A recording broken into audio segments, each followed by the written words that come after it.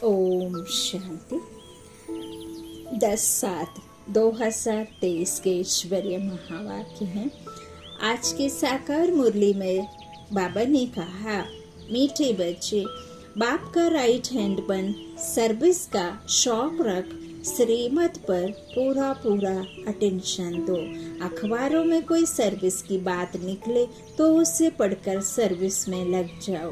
प्रश्न है मुरली का, बाप का नाम तुम बच्चे कब वाला कर सकेंगे?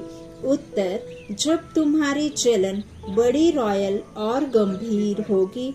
तुम शक्तियों की चाल ऐसी चाहिए जैसे डेल मोरनी। तुम्हारे मुख से सदैव रत्न निकलने चाहिए, पत्थर नहीं। पत्थर निकालने वाले नाम बदनाम करते हैं, फिर उनका पद भी भ्रष्ट हो जाता है। बाप का बनकर कोई भी विकर्म ना हो, इस बात का पूरा ध्यान रखना है।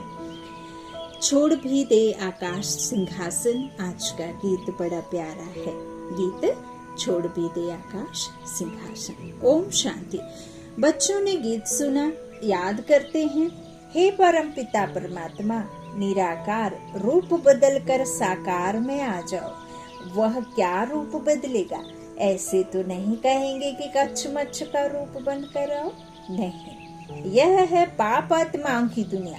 पुकारते हैं पावन बनाने के लिए। अगर सर्वव्यापी है तो फिर किसको पुकारते हैं? सर्वव्यापी है तो पुकारते क्यों हो? बाबा कहते, अब यह गीत तो रेडियो में भी बजते हैं, परंतु कोई भी समझते नहीं। अब तुम बच्चियां तो अखबार आदि पढ़ती नहीं हो, भल पढ़ी लिखी है, परंतु अखबार पढ़ने का शौक नहीं। सच्ची बाबा। बाकी रहे गोप, उनमें भी कभी बाबा कहते कोई को सर्विस का शौक रहता है कि किस रीति अखबार से सर्विस का रास्ता निकाले। ब्राह्मण कुलभूषण हैं तो बहुत, परंतु उनमें भी कोटों में कोई निकलते हैं जो अखबार में देख फौरन सर्विस करने लग पड़ते हैं। बाबा ने राइट हैंड बनाया है माताओं को। गोप मुश्किल खड़े होते हैं, कोई बिरला यथार्थ रीति से श्रीमत पर अटेंशन देते हैं। यह एक पॉइंट है भ्रष्टाचार और श्रेष्ठाचार की। भ्रष्टाचारी बुलाते हैं कि हे भगवान, आओ आकर श्रेष्ठाचारी बनाओ। सभी भ्रष्टाचारी जरूर है, तभी तो बुलाते हैं। कहा जाता है यथा राजा रानी तथा प्रजा। अब यथा राजा रानी माना गवर्नमेंट, तथा प्रजा माना रैयत। तो बच्चों को समझाया गया है कि भारत सदा श्रेष्ठाचारी था, स्वर्ग था। स्वर्ग में भी अगर भ्रष्टाचारी हो तो स्वर्ग उसको कैसे कहा जाए? स्वर्ग की स्थापना जरूर बाप ही करते होंगे, जिसको ही याद करते हैं। भ्रष्टाचारी ही बुलाते हैं, श्रेष्ठाचारी कब बुलाते नहीं। भारत बड़ा श्रेष्ठाचारी था, स्वर्ग था, अब तो नर्क है। तो बाबा कहते हैं नर्क में जरूर भ्रष्टाचारी होंगे। श्रेष्ठाचारी का सबूत दिखाओ, तुम चित्र दिखला सकते हो। बरोबर सतयुग में यथा राजा रानी तथा प्रजा, यह लक्ष्मी नारायण देखो श्रेष्ठाचारी थे ना, नाम ही है स्वर्ग। द्वापर में ऐसे श्रेष्ठाचारी राजा रानियों के मंदिर बनाकर पूजा करते हैं, तो जरूर खुद भ्रष्टाचारी हैं। अपने को कहते भी हैं कि हम भ्रष्टाचारी हैं, कामी, क्रोधी, पापी हैं। आप सर्व गुण संपन्न हैं। भारत में भ्रष्टाचारी श्रेष्ठाचारी की महिमा करते हैं। भ्रष्टाचारी राजाओं के पास श्रेष्ठाचारी देवताओं के मंदिर हैं, महिमा गाते रहते हैं, नमन वंदन पूजा करते रहते हैं। बाबा ने समझाया है, धर्म स्थापन करने अर्थ ऊपर से जो आत्माएं आती हैं वह जरूर सतो प्रधान श्रेष्ठाचारी होंगी। भलमाया का राज्य है, परंतु पहले आने वाले जरूर सतो प्रधान होंगे, तब तो उनकी महिमा होती है। फिर सतो रजो तमो में आते हैं। देवताओं में श्रेष्ठाचारी थे, देवताएं भी श्रेष्ठाचारी थे। हर एक को सतो रजो तमो में आना ही है। भ्रष्टाचारी बनना ही है। अखबारों में पढ़ता है कई संस्थाएं हैं जो भ्रष्टाचार को बंद करने का पुरुषार्थ करती हैं। अब श्रेष्ठाचारी देवताओं के मंदिर बनाए पूजा करते आए हैं। आप ही पूज्य श्रेष्ठाचारी थे, फिर आप ही पुजारी भ्रष्टाचारी, फिर पूज्य देवी देवताओं की बैठ पूजा करते हैं। अभी तुम लिख सकते हो कि यथा राजा रानी तथा प्रजा सतयुग में श्रेष्ठाचारी थे, वॉइसलेस वर्ल्ड थी। बाद में फिर कलाएं कम होती हैं। भारत को नीचे आना ही है, यह खेल ही भारत पर है। आधा कल्प भारत श्रेष्ठाचारी था, सदा एक रस भी नहीं रहते। 16 कला से 14 कला में तो आना ही है। धीरे धीरे कलाएं कम होती जाती हैं, तमो प्रधान बन पड़ते हैं। बाप कहते हैं जब जब अति भ्रष्टाचार होता है तब मैं आता हूँ। पतितों को भ्रष्टाचारी, पावन को श्रेष्ठाचारी कहेंगे। यह तो बिल्कुल समझ की बात है। श्रीमद् भगवत कहा जाता है। श्रीमद् क्या करती है? वह तो श्रेष्ठ राजाओं का राजा बनाती है। कहते हैं इन माया पर जीत पहनो तो तुम प्रिंस प्रिंसेस बनेंगे। भेंट करनी है क्राइस्ट से। 3000 वर्ष पहले भारत 16 कला संपूर्ण श्रेष्ठाचारी था। भारत सोने की चिड़िया था। यथा राजा रानी तथा प्रजा स्वर्ग में सदा सुखी थे। फिर जब से रावण राज्य शुरू होता है तो भ्रष्टाचारी बनने लगते हैं। खुद ही कहते हैं हमारे ऑफिसर्स में भ्रष्टाचार है, कहते हैं ना। राजा रानी तो है नहीं जो कहे प्रजा में भ्रष्टाचार है। पहले तो गवर्नमेंट श्रेष्ठाचारी बननी चाहिए, उनको कौन बनावे? अब तुम गरीब बच्चियां ही नंबर 1 श्रेष्ठाचारी बन रही हो। बाप कहते हैं कि मैं आकर सबको श्रेष्ठाचारी बनाता हूँ। ड्रामा अनुसार यह सारा खेल बना हुआ है, फिर भी वही गीता चित्र आदि निकलेंगे। अब बंगाल में काली का मंदिर है। काली माँ कह प्राण देते हैं। अब ऐसी काली माँ व चंडिका देवी आई कहाँ से? नाम तो देखो कैसा है। जो भागंती होते हैं वे तो प्रजा में चंडाल बनते हैं, परंतु जो यहाँ रहकर विकर्म आदि करते हैं वे रॉयल घराने के चंडाल बनते हैं। फिर भी पिछाड़ी में उनको ताज पतलून मिल जाती है, क्योंकि यहाँ गोद तो लेते हैं ना। बाबा ने कई बार मुरलियों में कहा भी है कि जिन बच्चों के कान में थोड़ा भी ज्ञान गया ना तो वो त्रेता के अंत तक तो आ ही जाएंगे, क्योंकि प्रजा भी तैयार होना है ना। अच्छा, तो बाबा कहते हैं इसलिए चंडिका देवी की पूजा होती है। अच्छा, ज्ञान तो बहुत गुहा है, परंतु कोई धारण करे। जैसे बैरिस्टर कोई तो लाख कमाते, कोई का कोट भी फटा रहता है। यह तो पढ़ाई है बेहद की।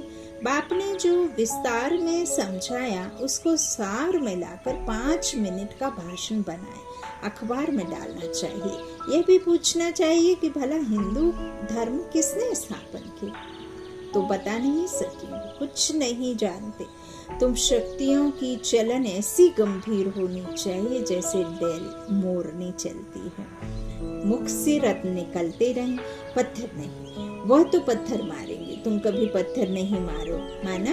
बाबा कहते हैं कि कभी मुख से क्या नहीं करो, गलत। मुख से क्या, बाबा कहते अंतर मन में भी आपके कोई किसी तरह के किसी के प्रति व्यर्थ संकल्प, किसी के प्रति गंदी भावना, किसी के प्रति बदले की भावना, काम क्रोध मोह लोभ अहंकार की भावना, ना खुद के प्रति ना दूसरों के प्रति, है ना। अच्छा, तो बाबा कहते तुम कभी पत्थर नहीं मारो, नाम बदनाम ना करो। अच्छा, मीठे मीठे सीखी लाधी बच्चों प्रति माता पिता बाप दादा का याद प्यार और गुड मॉर्निंग। रूहानी बाप की रूहानी बच्चों को नमस्ते। हम रूहानी बच्चों के रूहानी माता पिता बाप दादा को याद प्यार और गुड मॉर्निंग। रात्रि क्लास। यहाँ अच्छे बुरे मनुष्य हैं। सतयुग में ऐसे अक्षर नहीं निकलेंगे, वहाँ सिर्फ अच्छा ही अच्छा है, कुछ भी बुरा नहीं। यहाँ अच्छे और बुरे। बाबा कहते सतयुग में ऐसे कुछ भी नहीं निकलेगा। बुरा व पाप आत्मा अक्षर नहीं निकलेगा। वहाँ है वॉइसलेस वर्ल्ड। बच्चे जानते हैं हम विश्व के मालिक थे। यह भारत जो देवी देवताओं का राजस्थान था, अब वो पुराना है। मनुष्य नहीं जानते हैं यह है संगम युग। अब यहाँ से लंगर उठाया हुआ है, हम इस दुनिया से पार जाते हैं। बाबा कहते हैं अब यहाँ से तुम सबका क्या उठ गया है लंगर, क्योंकि हम क्या हैं, दुनिया से पार जाते हैं। खिवैया है ना, नैया को पार ले जाते हैं। बच्चों की बुद्धि में है, बहुत धक्के खाए हैं। भक्त नहीं जानते हम धक्का खाते हैं, वो तो दूर दूर जाते हैं। तुम बच्चों को सिर्फ याद करना है, ऐसे नहीं कि हम याद करते थक जाते हैं, परंतु माया विघ्न डालती है। आत्मा ही परमात्मा की आशिक होती है, यह कोई नहीं जानते। परमात्मा माशूक है, तो बच्चों में भी कोई बहुत आशिक है, माशूक को याद करते हैं। पुरुषार्थ करना है, हम निरंतर याद करते रहें। सिमरन अक्षर भी भक्ति मार्ग का है, हम बाबा को याद करते हैं। प्रवृत्ति मार्ग का अक्षर है याद। योग माना याद, बहुत मीठा भी है। कहते हैं हम भूल जाते हैं, अरे बच्चा कह थोड़े ही सकता है कि हम बाप को भूल जाते हैं। कोई अपने बाप को भूलता है क्या? हाँ, याद तो बहुत अच्छी है। अपने से बातें करनी चाहिए। बाबा से बातें करना माना खुद से बातें करना है ना। मन से बातें बाबा के साथ। तुम माता पिता के सम्मुख बैठे हो, खुशी भी होनी चाहिए। जिसके लिए कहते थे तुम माता पिता हम बालक तेरे, बरोबर हम वर्षा पा रहे हैं। याद की ही मेहनत है। तुम्हारी बहुत आमदनी है, बहुत बड़ी प्राप्ति है। सिर्फ चुप रहकर याद करना है, मुख से नहीं। अच्छा, दूसरा, तुम ब्राह्मण बच्चों बिगर किसको भी यह पता नहीं है कि संगम युग कब होता है। इस कल्प के संगम युग की महिमा बहुत है। कथाओं में तो संगम युग का स्नान बता दिया है ना, कार्तिक मास का स्नान बता दिया, पुरुषोत्तम मास का स्नान बता दिया।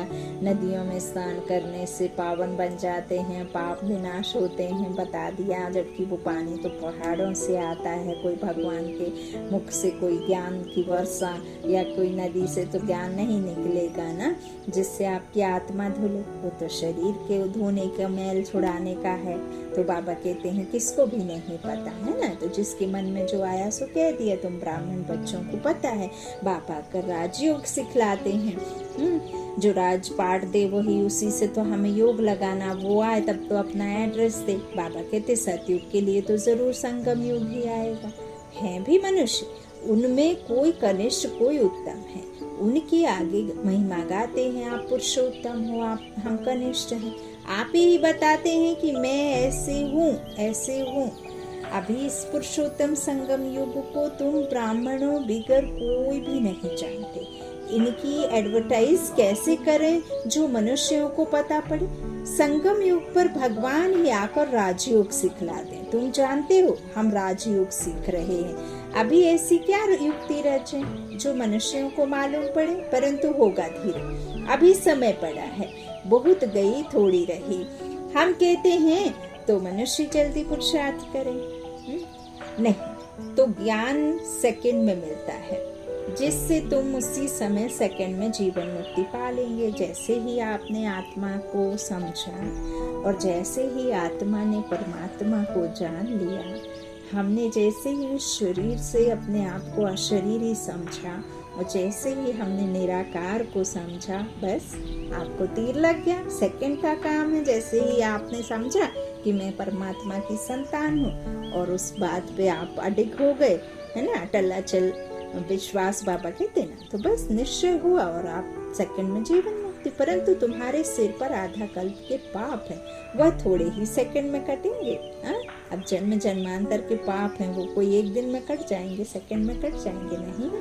तो इसमें तो टाइम लगता है। मनुष्य समझते हैं अभी तो समय पड़ा है, अभी हम ब्रह्म कुमारियों पास क्यों जाएं, है ना। कहते हैं ना अभी उम्र ही क्या हुई है। बच्चों को जुड़ने का हो, बच्चों को कहो तो कहते हैं अरे बच्चा अभी खेलने खाने के दिन है, स्कूल जाने के दिन है, उसके जीवन में अभी क्या भक्ति, क्या ज्ञान को देखना समझना, है ना। तो बाबा कहते हैं तकदीर में नहीं है तो लिटरेचर में भी उल्टा उठा लेते हैं। तुम समझते हो यह पुरुषोत्तम बनने का युग है। हीरे जैसा गायन है ना, फिर कम हो जाता है। गोल्डन एज, सिल्वर एज, है ना, कॉपर इज गोल्ड और आयरन एज, तो यह संगम युग है, डायमंड एज। ओ बाबा, देखा बाबा ने आज कहा संगम युग है डायमंड एज, और सतयुग है गोल्डन और त्रेता है सिल्वर। सतयुग है गोल्डन एज, यह तुम जानते हो। स्वर्ग में भी यह संगम अच्छा है, हीरे जैसा जन्म है। अमरलोक का गायन है ना, फिर कम होता जाता है, तो यह भी लिख सकते हो। पुरुषोत्तम संगम युग है डायमंड, सतयुग है गोल्डन, त्रेता है सिल्वर, यह भी तुम समझा सकते हो। संगम पर ही हम मनुष्य से देवता बनते हैं। 8 रत्नों की अंगूठी बनाते हैं तो डायमंड को बीच में रखा जाता है। संगम का शो होता है। संगम युग है ही हीरे जैसा, हीरे का मान संगम युग पर है। योग आदि सिखलाते हैं, जिसको स्पिरिचुअल युग कहते हैं। परंतु स्पिरिचुअल तो फादर ही है, रूहानी फादर और रूहानी नॉलेज संगम पर ही मिलती है। मनुष्य जिनमें देह अहंकार है, वह इतना जल्दी कैसे माने।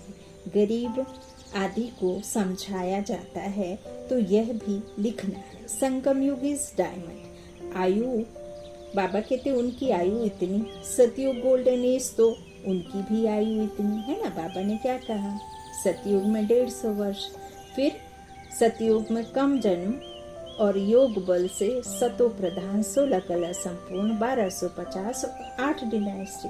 फिर बाबा कहते हैं त्रेता में 8 से फिर 12 है ना। 12 में बाबा ने क्या कहा कि थोड़ी उम्र कम हो जाएगी, जन्म जास्ती होंगे है ना, और थोड़ी 2 कलाएं कम हो जाती हैं, तो 16 कला से 14 कला में आने की वजह से उम्र का थोड़ा सा कम हो जाता है ना, तो गोल्डन से फिर सिल्वर में आ जाते हैं। तो बाबा कहते हैं इस तरह से जो है 8, 12, 21 चलती है डिनाइस्टी है ना, तो उनकी भी आयु इतनी। शास्त्रों में भी स्वास्तिका निकालते हैं, बिल्कुल इक्वल भाग दिखाते हैं ना, तो 4 युगों को इक्वल भाग में, तो चारों युगों को बाबा ने कैसा दिखाया स्वास्तिक आप देखेंगे। तो एक है जो सतयुगी है, स्वास्तिक में एक लाइन है ना, उसमें सिर्फ दाता भाव है।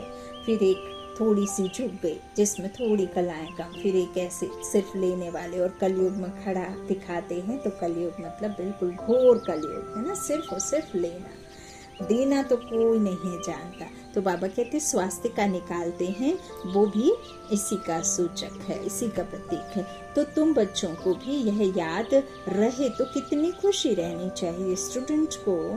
स्टूडेंट्स को खुशी होती है ना। Student life is the best life.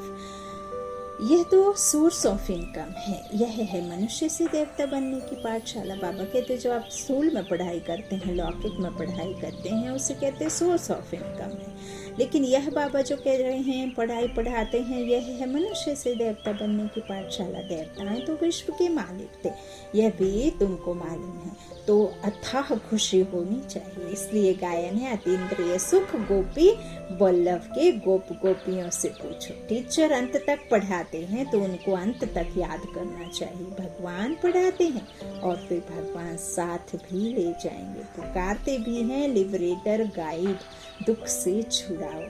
सतयुग में दुख होता ही नहीं, कहते हैं विश्व में शांति हो। बोलो आगे कब थी, वह कौन सा युग था, किसको पता नहीं है। राम राज्य सतयुग, रावण राज्य कलयुग। यह तो जानते हो ना। बच्चों को अनुभव सुनाना चाहिए। बस क्या सुनाऊं, दिल की बात। बेहद का बाप बेहद की बादशाही देने वाला मिला, और क्या अनुभव सुनाऊं, और कोई बात ही नहीं। इस जैसी खुशी और कोई होती ही नहीं। कभी भी किसी से रूठकर वास्तव में घर में नहीं बैठना चाहिए, या जैसे अपनी तकदीर से रूठना है, अपने भाग्य को लकीर लगा लेना है। पढ़ाई से रूठा तो क्या सीखेंगे, बाप को पढ़ाना ही है ब्रह्मा द्वारा, तो 1-2 से कभी रूठना नहीं चाहिए। यह है माया। यज्ञ में असुरों के विघ्न तो पड़ते हैं ना। अच्छा, मीठे मीठे रूहानी बच्चों प्रति रूहानी बाप व दादा का याद प्यार, गुड नाइट। रूहानी बच्चों को रूहानी बाप की नमस्ते। धारणा के लिए मुख्य सार, पहला, श्रीमत पर श्रेष्ठाचारी बनकर श्रेष्ठाचारी बनाने की सेवा करनी है। कोई ऐसी चलन नहीं चलनी है जिससे नाम बदनाम हो। मुख से सदा रत्न निकालने हैं, पत्थर नहीं। दूसरा, बेहद की गुहा पढ़ाई को विस्तार से सुनते उसे सार में समाकर दूसरों की सेवा करनी है। श्रीमत पर पूरा टेंशन देना है। बेहद की गुहा पढ़ाई को विस्तार से सुनते उसे सार में समेट करनी है ना, दूसरों की सेवा करनी है। श्रीमत पर पूरा टेंशन देना है। वरदान है, अपने कर्म और स्थिति द्वारा ब्रह्मा बाप को स्पष्ट दिखाने वाले मास्टर ब्रह्मा भव। जैसे ब्रह्मा बाप का निजी संस्कार था पहले आप, और पुरुषार्थ में पहले मैं। तो बाबा जब किसी को ऐसे करते थे तो सबसे पहले आगे कर देते थे, लेकिन जब कोई धारणा की बात आती थी तो पहले खुद को आगे रखते थे ना। तो जैसे ब्रह्मा बाप का निजी संस्कार था पहले आप, कोई भी स्थान में पहले बच्चे, हर बात में बच्चों को अपने से आगे रखा, लेकिन कहने मात्र नहीं, शुभ चिंतक की भावना से। उसने किया तो भी बाप की सेवा, मैंने किया तो भी बाप की सेवा, है ना। चाहे भाई के द्वारा हो चाहे मेरे द्वारा हो तो बाप की सेवा रही। तो मैं आगे बढ़ूं नहीं, दूसरों को आगे बढ़ाकर आगे बढ़ो। जब यह भावना हर एक में आएगी तब कहेंगे मास्टर ब्रह्मा। फिर भी ऐसा कोई नहीं कहेगा कि हमने ब्रह्मा बाप को नहीं देखा, जबकि अभी बाबा व्यक्त हैं, फिर भी ऐसा लगता है मानो बाबा हमें पालना दे रहा है व्यक्त में। और जब व्यक्त थे तो अव्यक्त पालना देते थे। तो आपने आपके कर्म, आपकी स्थिति ब्रह्मा बाप को स्पष्ट दिखाए। स्लोगन है, एकाग्रता के दृढ़ संकल्प से सागर के तले में चले जाओ तो अनुभव के हीरे मोती प्राप्त होंगे। एकाग्रता के दृढ़ संकल्प से सागर के तले में जाओ तो अनुभव के हीरे मोती प्राप्त होंगे। यूं ही बाबा बाबा कहने से नहीं, बाबा के प्यार में समा जाना है, उनके लब में लीन हो जाना है। सागर में आप ऊपर ऊपर गोते खाएंगे तो आपको कोई भी हीरे मोती नीचे ही मोती मिलेंगे। जो भी आपको चाहिए नीचे तल में तह तक जाना होगा। ऐसे ही बाप से यदि आपको शक्तियाँ चाहिए, बाप के गुण चाहिए, बाप समान बनना है, तो उनके समान बनने के लिए आपको क्या होना पड़ेगा? सागर के तले में जाना होगा, बाप में समाहित होना पड़ेगा। बाप को अपना क्या बना करके रखना पड़ेगा? सदा साथी कंबाइंड होकर के रहना पड़ेगा, है ना। तो यही बाप कहते हैं। अच्छा, ओम शांति, ओम शांति।